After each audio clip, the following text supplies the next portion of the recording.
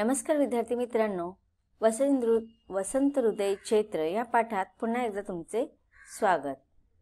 आज आपण कुमार भारती पाठ्यपुस्तकातील धडा क्रमांक 5 अभ्यासणार आहोत आणि या पाठाचा हा सेशन क्रमांक 4 आहे। या पाठामध्ये आपण उर्वरित परिच्छेदाचा अभ्यास करणार आहोत आणि त्यानंतर पाठाखालील स्वाध्याय आपण विस्तारित रूपात पाहणार आहोत। चला तर सुरुवातीला आपण पाठाच्या उर्वरित परिच्छेदाचा अभ्यास करून घेऊया।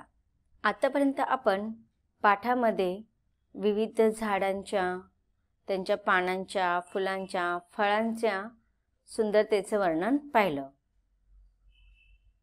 लेखिका पुढे म्हणतात की रूप रस गंधमय अशा या चैत्र मासाची शोभा झाडावरच्या काही बांधल्या जाणाऱ्या आणि काही बांधल्या गेलेल्या पक्ष्यांच्या घरट्यांनी पूर्णत्वाला येते। आता लेखिकेने चैत्र या महिन्याला वसंत ऋतूचा आत्मा म्हटलेला आहे। चैत्र महिन्याच्या आधी फाल्गुन महिन्यात किंवा त्याच्या नंतरच्या महिन्यांमध्ये सुद्धा या निसर्गाच्या विविध छटांचं वर्णन आपल्याला पाहायला मिळतं। पण चैत्र महिन्यामध्ये ज्या झाडांची जी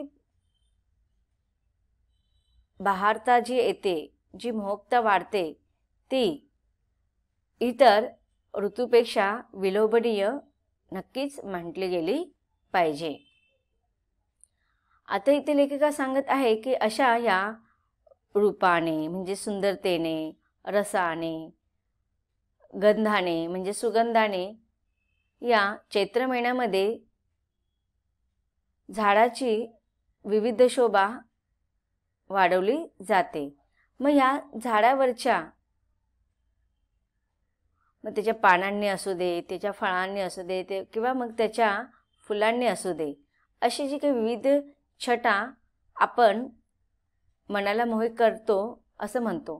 पण त्याचबरोबर या झाडांच्या फांद्यांवरती पाना फुलांमुळे किंवा रसगंधांमुळे जे काही विविध पक्षी त्यांची घरटी बांधतात, त्यामुळे या चैत्र महिन्यातील निसर्गाच्या सुंदरतेला अजूनच पूर्णत्व प्राप्त होते।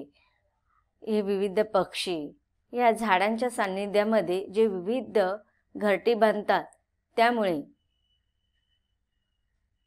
त्याच्या सुंदरतेला खूप महत्त्व आहे। ज्याप्रमाणे आपण म्हणतो की नाही, घरामध्ये लहान बाळ, ज्या घरामध्ये लहान बाळ असतं त्यामुळे त्या घराला पूर्णत्व प्राप्त होतं, त्याचप्रमाणे ह्या झाडांवरती विविध पक्ष्यांनी बांधलेल्या घरट्यांमुळे ह्या वृक्षांच्या सुंदरतेला अधिकच भर प्राप्त होते।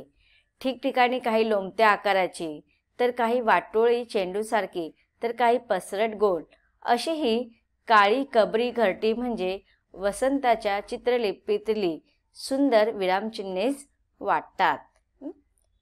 आता बघा, इथे लेखक काय म्हणत आहेत की इथे घरट्यांचे आकार, जसं आपण आतापर्यंत पानांचे आकार, फळांचे आकार, फुलांचे आकार कशी विविधता असते ना, तसेच ह्या घरट्यांचे सुद्धा आकार वेगवेगळे असतात। काही लोंबत्या आकारांची घरटी असतात, काही चेंडूसारखी गोलाकार वाटोळ्या आकारांची असतात, तर काही पसरट गोल अशी असतात। मग अशी ही जी काही विविध आकाराची की पक्ष्यांची घरटी असतात ना, त्या घरट्यांना लेखिका म्हणतात की काळी कबरी घरटी म्हणजेच वसंताच्या चित्रलिपीतली सुंदर विरामचिन्हे वाटतात मला।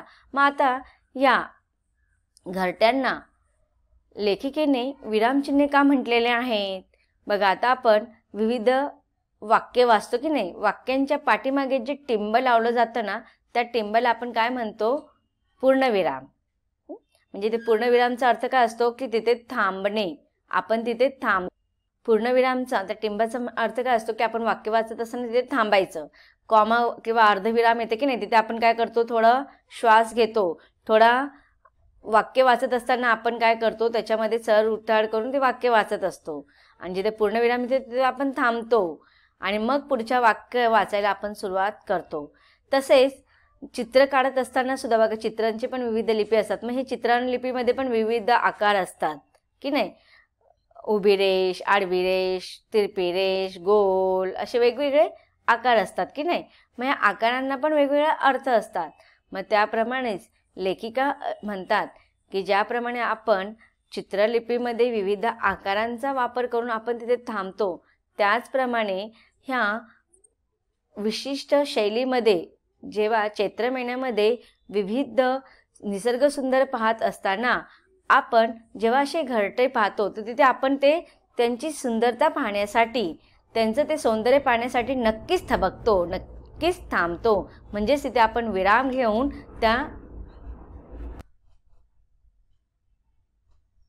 म्हणजे जेव्हा आपण असं निसर्गाच्या सान्निध्यामध्ये फेरफटका मारत असताना आपण ही घरटी पाहतो किंवा विशिष्ट प्रकारचे नैसर्गिक काही गोष्टी पाहतो, तर आपण तिथे थांबतो. आपलं पाऊल पुढे जाऊ शकत नाही त्यांचं ते सुंदरता निहाळताना. म्हणून इथे लेखिका म्हणतात की ज्याप्रमाणे विरामचिन्हे, चित्रलिपीतले चिन्ह आपण तिथे थांबतो, थबकतो, तसंच ही घरटी ह्या निसर्गातील, चैत्र महिन्यातील निसर्गातील वर्णन आपण जेव्हा पाहायला जातो, सुंदरता जेव्हा पाहायला जातो, आपण तिथे थांबतो. विरामचिन्हांचा अर्थ असतो की आपण तिथे थांबणे. मग तसंच हे घरटी पाहत असताना, ही चैत्र महिन्यातील शोभा पाहत असताना आपण तिथे थांबतो आणि जोपर्यंत त्या निसर्गाचा आस्वाद आपण घेत नाही, तोपर्यंत आपण पुढे जाऊ शकत नाहीत. म्हणून इथे विरामचिन्हांचा अर्थ असतो की आराम घेणे. आणि मग जेव्हा आपण ह्या निसर्गाच्या शोभा पाहतो, तर निश्चितच आपण तिथे विश्राम घेतो. विश्राम घेतो म्हणजेच काय की त्या सौंदर्याचा आपण आस्वाद घेतो. माधुर्याचा हा थेंब अभिरुचीला पुरेसा वाटतो आणि म्हणूनच निसर्गाच्या विराट चित्रलिपीचा शोध घेण्यापेक्षा मला या स्थूल विरामचिन्हांकडेच पाहायला जास्त आवडेल.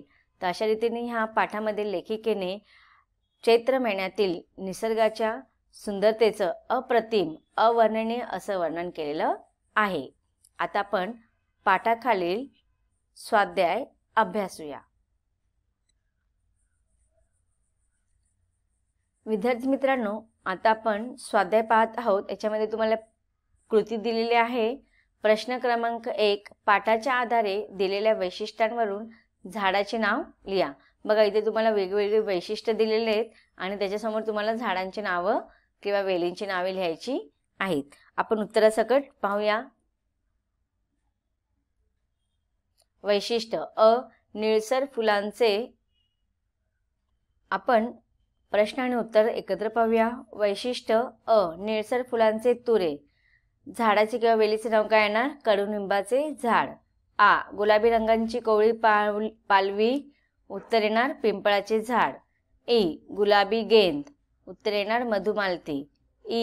कडवट उग्रवास करंजांचे झाड. पुढचं आहे दुरंगी फुले घाणेरी. 3 पाकळ्यांचे फूल माडाचे झाड. पायापासून डोकीपर्यंत लादली गेलेली फळे. उत्तर आहे फणस. पुढचा प्रश्न पाहूया. प्रश्न क्रमांक 2, खालील संकल्पनांचा तुम्हाला समजलेला अर्थ स्पष्ट करा. याच्यामध्ये तुम्हाला 3 प्रश्न विचारलेला आहे. बघूया. पहिला प्रश्न, चैत्र हा खरा वसंतात्मा मधुमास आहे. उत्तर आहे वसंत ऋतूतील सर्व सर्जन, निसर्गातील सौंदर्य, विविध वृक्षांवर डोलणारी मधुर रसाने भरलेली फळे, यामुळे वसंताचे खरेखुरे परिपूर्ण उत्कट दर्शन चैत्र महिन्यातच होते. म्हणून चैत्र हा खरा वसंतात्मा आणि मधुमास आहे. प्रश्न दुसरा त्याच्यातील, काळी कबरी घरटी चित्रलिपीतील सुंदर विरामचिन्हे वाटतात. उत्तर आहे अवतीभोवती दिसणारी सुंदर सुंदर निसर्ग दृश्य म्हणजे निसर्गाचे चित्रलिपीच होय. निसर्ग निहाळता निहाळता मन या घरट्यांजवळ थोडेसे रेंगाळते. पुढे सरकावे असे वाटतच नाही. इथे आपण जणू विराम घेतो. प्रश्न 3, माधुर्याचा हा थेंब अभिरुचीला पुरेसा वाटतो. उत्तर आहे एखादे लोभसवाने दृश्य ते चिमुकले असले तरी मनाला खिळवून ठेवते. त्या चिमुकल्या रूपातले अल्पस्वरूप दर्शन म्हणजे माधुर्याचा एक थेंब असतो. पुढील प्रश्न आहे जोड्या जुळवा. तुम्हाला याच्यामध्ये अगट आणि डायरेक्ट उत्तर पुढे लिहायचं असतं. इथे मी तुम्हाला रेषेद्वारे दाखवलेलं आहे, पण तुम्ही अगट लिहायचं आणि डायरेक्ट त्याच्या पुढे उत्तर लिहायचं आहे. पहिला आहे लांब लचक देठ. उत्तर आहे कैऱ्यांचे गोळे. आ. कैऱ्यांचे गोळे. दुसरा आहे अर्धवर्तुळ पांढरी टोपी. उत्तर आहे ई. करंजांची कळी.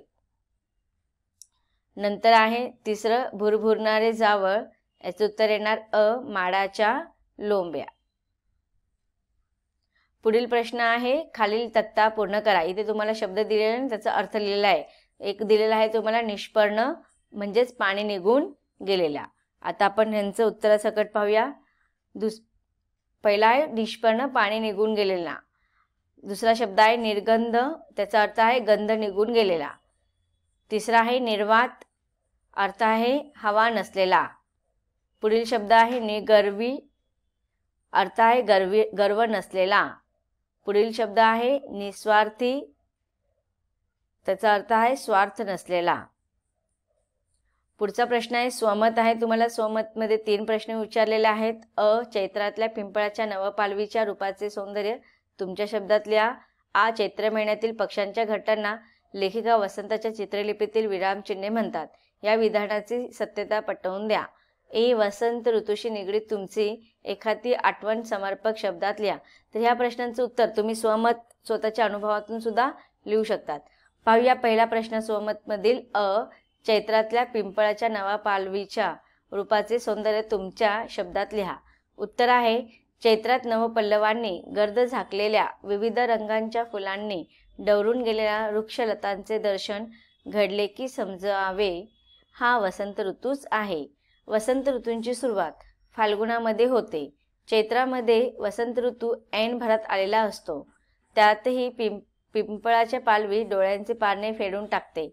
हिरव्या पोपटी रंगांच्या अनेक छटा झाडांवर लहरत असतात.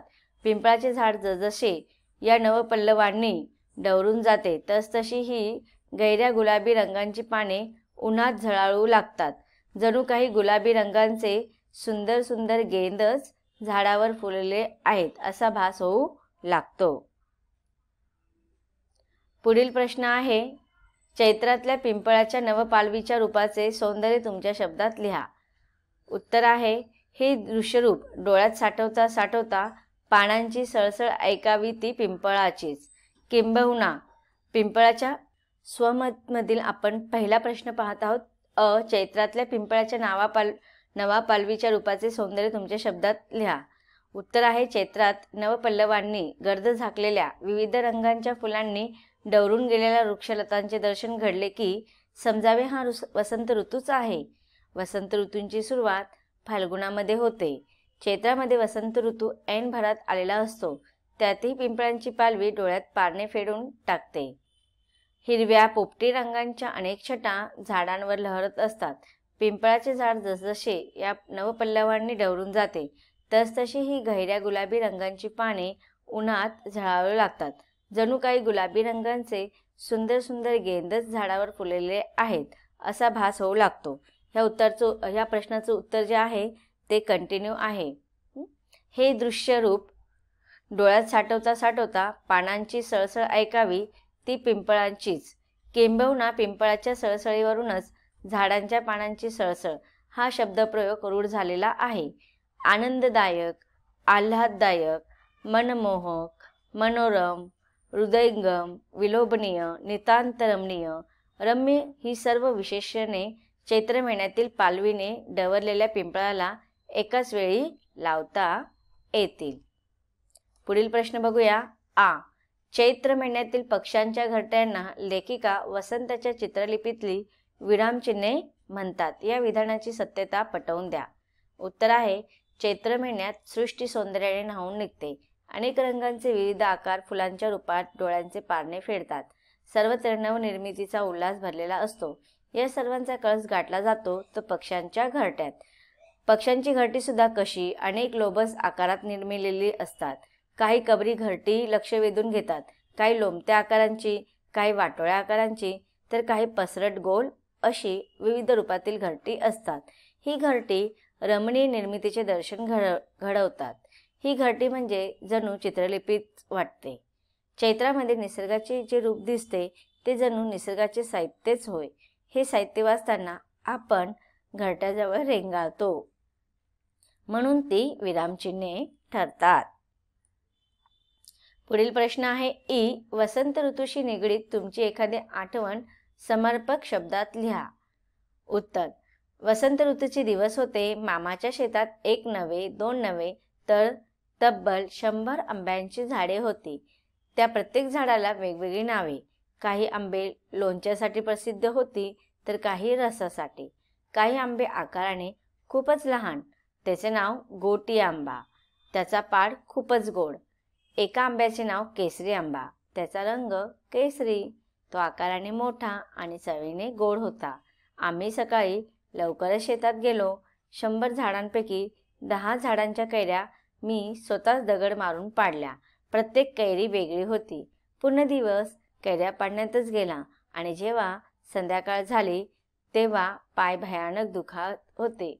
घरचा रस्ता धरला आणि सरळ घरी गेले. जेवण केल्या केल्या कधी झोप लागली ते समजले पण नाही. तर विद्यार्थी मित्रांनो, अशा रीतीने हा पाठ आपण विस्तारित रूपात वेगवेगळ्या भागात पाहिला आणि या पाठाचा स्वाध्याय सुद्धा अभ्यासला. हा पाठ इथे संपतो. धन्यवाद.